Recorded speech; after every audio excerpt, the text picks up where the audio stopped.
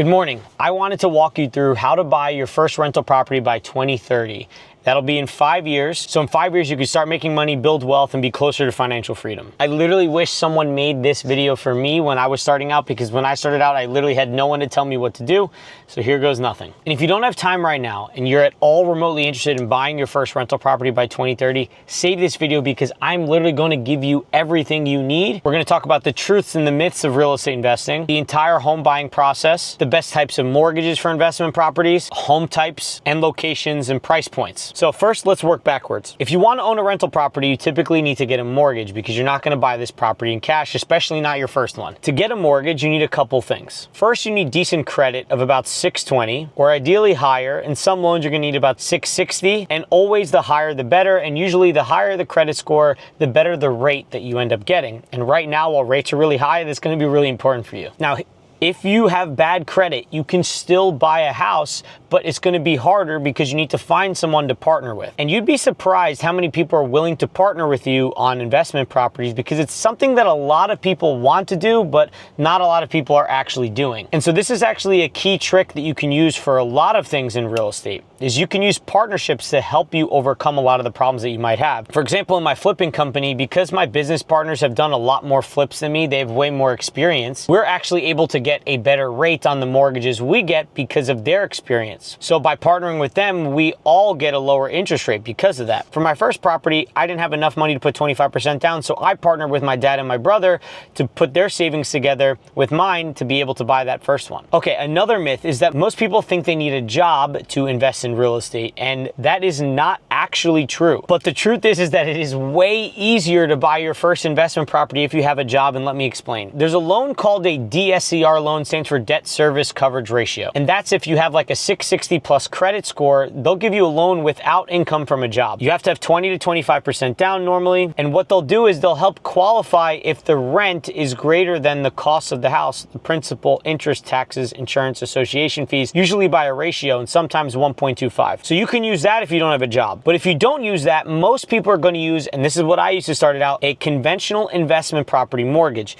This is where you need at least a 620 credit. You need income in the same field for 2 years. So for me at that point in time, I was a software engineer. I was working for a few years. And so that income allowed me to be able to prove that I can afford this house. The key difference here is that there's loans in real estate that allow you to put less money down when you have more experience by looking at if the property will be profitable. But in this scenario, when you're starting out, because you don't have much experience, you're going to use loans that look to see if you yourself are profitable, meaning are you making more income than your expenses? And so that leads me into the next thing. Besides the 2 years, you're going to need something known as debt to income ratio. This is all of your debts, which include things like alimony, student loan payments, credit card payments, rent payments, car payments. They look at that divided by your income, and they're looking for a ratio of, some banks, depending on the types of loans, will have different ratios, but some are usually between 30 and 35% of your income are allowed to go to these payments, including that new mortgage payment that you're going to have. So to start preparing now, what you can do financially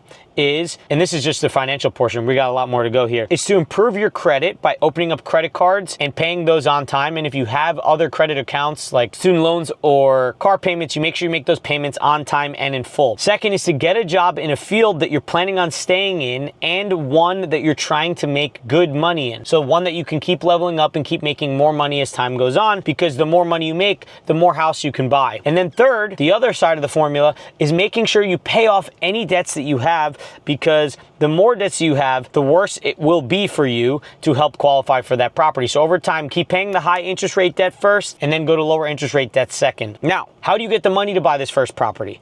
Well, there's a lot of people that will talk about 0% down loans or buying a house with no money. And while that's possible, because I've experienced it myself, I bought a few homes with $0 down. When you're starting out, I'm telling you guys, forget about those methods, unless if you're a veteran. If you're a veteran, you could buy a house with 0% down. If you live in it, I'm telling you to forget about those methods, because it's so much more difficult to get someone to trust you to give you money. Even if you buy a house with $0 down, you usually end up using someone else's money if it's not your money. And the only way you can get someone to trust you to give you money, a lot of times, is by having the experience. So in order to get the experience, you need to start on your own first, save money, buy that first investment property, get experience, maybe do it again or a third time, and then people will start trusting you because they'll see that you're making money on your own. That's the most important thing. And the truth is that this takes discipline when you're starting out, because you're gonna watch all of your friends, especially if you're in your 20s, go on vacations to Cancun or Italy, whatever, and you're gonna have to sit back home, or they're gonna spend money on Uber Eats or a lot of these subscription services. You're not going to spend money on that because you're gonna save it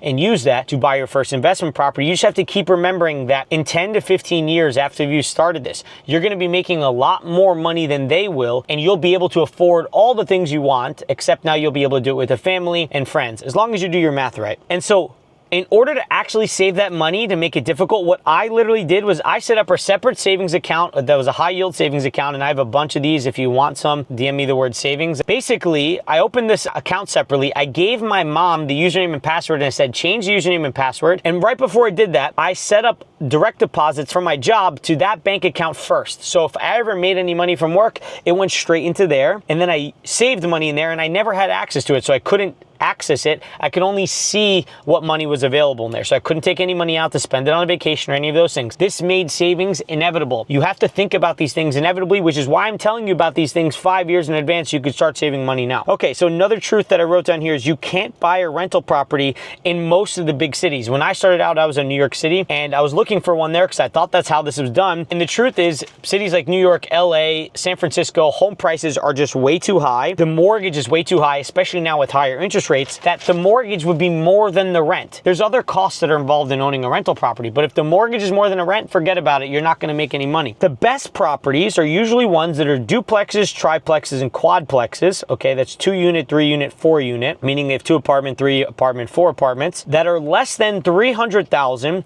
in cities with populations in between 50,000 and 1 million people. This is what I've found to be the best sweet spots for areas that have enough demand that you'll get rentals, no problem, while also areas that have cheap enough houses where ideally the rent price is really high comparatively to the home price. So a few examples of cities that are kind of like this are Indianapolis, Indiana, Cleveland, Ohio, Augusta, Georgia, where you can find cheap homes, they have decent population, and there are some homes that allow you to cash flow within that time frame, where you're like, how would that work if I don't live anywhere nearby? Well, when I started out, I was living in New York City, and I invested in New Jersey, about 2.5 hours away. I didn't manage it myself. I got a property manager, and so you could do the same thing. Now I have properties in 5 different states, and I have property managers in each individual one. And so they usually charge about 10% of the monthly rent, and that's one of your expenses you're going to look into when you're buying the property. This is one little hack that you can do if you have to buy a house nearby. Try to buy a house with an FHA loan that allows you to put 3.5% down, very similar to the conventional loan stuff, except you could probably buy a little bit lower credit. Look at the outskirts of the cities that aren't fully developed yet, or parts of the city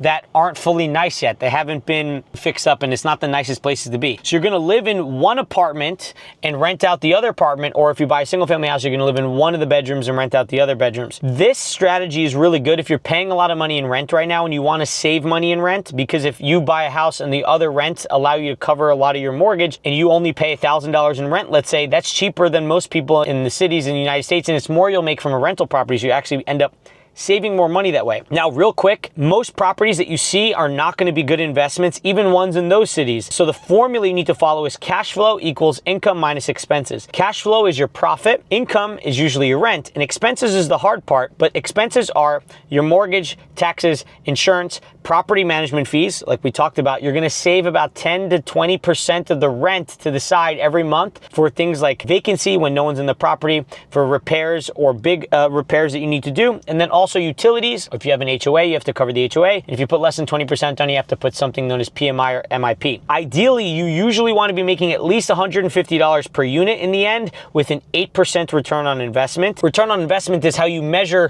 a real estate investment against other types of investments. So the reason why I pick 8% is because that's the stock market, and you want to be able to make just as much as the stock market does in this scenario. A couple more notes here. You're going to have to do this process over and over again. Look at a property, see if it makes sense, see if it makes sense. I had to look at 200 before I bought my first one. Some people look at 100, some people look at 300. And if you like what I talked about here, I have a free course with over 50 plus videos on how to buy your first rental property in a community with over 2,700 people in it. If you want that, you can check my link in my profile for it.